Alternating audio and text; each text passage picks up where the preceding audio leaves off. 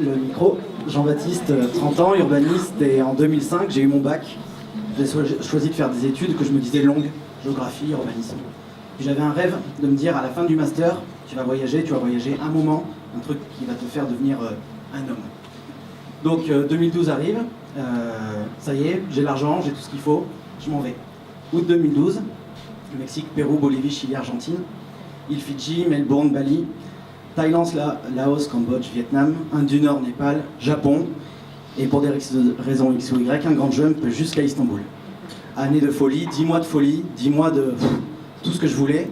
Et là, ce soir, c'est impossible de vous dire l'intensité qu'a été cette année. Donc, qu'est-ce que je peux vous raconter? Je vous ai dit, 6 ans économisés, c'est une organisation de fou. Et moi, j'étais très serein quand je suis parti. Je me suis dit, c'est bon là, c'est réglé. Et en fait, il y a eu plein de surprises. Donc ce soir, c'est les surprises pendant mon tour du monde. Ce à quoi je m'attendais et ce à quoi je ne m'attendais pas. Amérique latine, patates, riz, haricots, et puis un moment, le Chili, comme à la maison. Valparaiso, des lasagnes au saumon, un verre de vin, et ça fait plaisir. On a tous un peu voyagé là, on sait qu'on est assez chauvin et la bouffe française, elle est là, mais elle est là aussi. Et quand on la retrouve au Chili, ça fait grandement plaisir. Bonne surprise. Et puis alors on mange un peu de tout sur Terre, il y en a pour qui c'est très compliqué de pouvoir manger, mais l'être humain il aime faire découvrir sa bouffe, et là, c'est l'Inde, grosse surprise, petit mec du sud-ouest égale canard, porc, viande, et là, comment ne pas tomber malade, ne pas manger de viande, et être végétarien en Inde, énorme surprise, j'ai kiffé, et gros étonnement. Le voyage continue, à un moment je suis allé aux îles Fidji, donc si vous creusez, c'est là tout droit. Aux îles Fidji, je me dis là, gros dépaysement, et puis alors pas du tout, salut t'es français, et donc tu joues au rugby. Ah ouais, t'es français, donc viens jouer avec nous. Et j'ai pas joué avec eux, parce que comme vous le voyez, j'ai beau être petit, mais eux c'était des bons Golgoth. Donc, quitte à pas te prendre cher, voilà, mais bonne surprise en tout cas, gros étonnement aux îles Fidji. Et puis là, un truc un peu plus profond. Avant de partir, j'étais un peu dubitatif des religions, quoi. Et puis là, le christianisme aux îles Fidji, on est en France, voilà, c'est un pays qui s'est construit sur le christianisme, et donc je vais à la messe. Et puis là, je découvre un truc qui est hyper profond, hyper prenant. C'est des messes qui sont chantées. Et chantées par des femmes avec des sons cristallins, mais d'une divinité remarquable. Et là, je me dis, ces gens, ils ont une foi de ouf. Ça les aide à vivre au milieu de l'océan. Il y a le soleil, mais il y a surtout le chant de ces femmes. Et de ces hommes, là, en l'occurrence. Et ça m'a vraiment marqué. C'était un étonnement incroyable. Avant de partir, je ne m'attendais pas du tout à ça. Ce voyage-là, voilà, il était hyper organisé. Vous l'avez vu, il y a eu des changements de cap de folie. Je suis tombé malade, je suis allé à l'hôpital, ça m'a coûté plein d'argent, du coup j'ai dû changer ma route, je suis tombé amoureux d'une fille que je suis retourné voir. Les Chinois m'ont pas donné mon visa, du coup j'ai changé mon parcours, alors j'avais l'air très serein et sûr de moi pour ce voyage-là, il y a eu des grands changements. Et puis non pas que les Français sont forcément les plus beaux de la Terre, mais je me disais je ne pensais pas être autant marqué par la beauté des gens. Au bout d'un moment t'es fatigué, tu t'assois et tu te dis mais... Là, le dépaysement, c'est aussi la beauté des visages. Là, c'est 2 petites filles à Katmandou. Mais il y a eu des situations de ouf où je m'attendais à faire des photos que de paysages. Et au final, j'ai fait plein de portraits de gens magnifiques. Des gens magnifiques, ça, par contre, je m'y attendais. À être le voyageur solitaire qui est... voilà, on est le petit Français qui arrive dans un bar au Japon.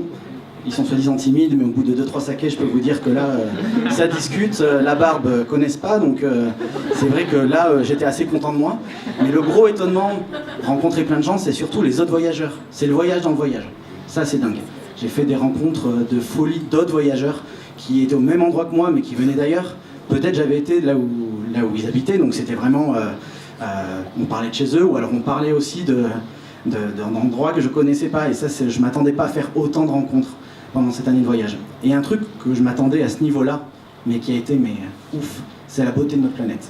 Ça vraiment, ça m'a marqué. Je dis pas que j'ai fait tout le tour du monde et que j'ai fait tous les pays, mais là, Pokhara, au Népal, complètement dingue, arriver à pleurer devant des couchers de soleil alors que le petit rugbyman du sud-ouest avant, il pleurait pas devant un coucher de soleil. Et là, tout seul, la beauté de notre terre, c'est incroyable. Tous les climats possibles, là, c'est la Patagonie, c'est un glacier au Fitzroy, si je me trompe pas.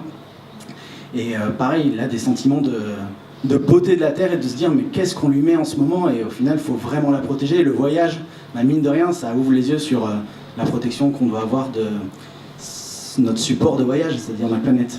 Et puis le voyage s'arrête, on rentre. Et là, tous les potes, ils disent alors, pas trop dur le voyage, pas trop dur le retour, mais le retour, c'est l'un des plus beaux jours de ma vie.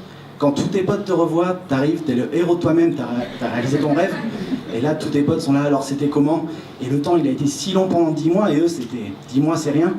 Étonnement de folie de voir à quel point ils étaient surpris de me revoir et les questions qu'ils posaient. Et puis après un tour du monde, il faut trouver une autre aventure. Et c'est un peu dur pour moi. Le chômage m'a aidé. De Bordeaux, je suis venu à Paris. Et là, l'aventure, elle n'est pas tout à fait pareille, elle n'a pas le même goût. Mais des fois, voilà, le voyage ressort. Il y a les visages de Yann Arthus Bertrand, il y a les restaurants indiens, il y a le rugby que je continue à voir. Donc le voyage, il continue. Et en fait, ce tour du monde, il n'est pas fini, il ne sera jamais fini. Depuis que je suis rentré, j'ai été voyager un peu en Europe, chose que je n'avais pas fait. Mais j'ai aussi réalisé d'autres rêves. J'étais en Iran, encore tout seul. Donc ce voyage, il continue. Et la surprise après ce tour du monde, c'est de se dire que voilà, je pensais rentrer, je pensais que ça allait s'arrêter. Et au final, toute ma vie, ça va continuer.